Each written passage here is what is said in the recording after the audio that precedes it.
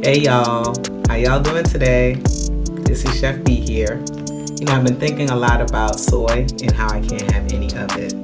That includes tofu, tempeh, any kind of soy-based product.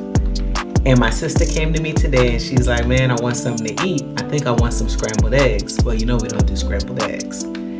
And so since we're not using soy or scrambled eggs, I wanted to make her something today that was just as satisfying, but using whole plant-based foods. So today what we're gonna do is we're gonna make my sis and myself a beautiful chickpea veggie scramble, and then we're going to serve it on a beautiful naan bread. All right, so let's get started.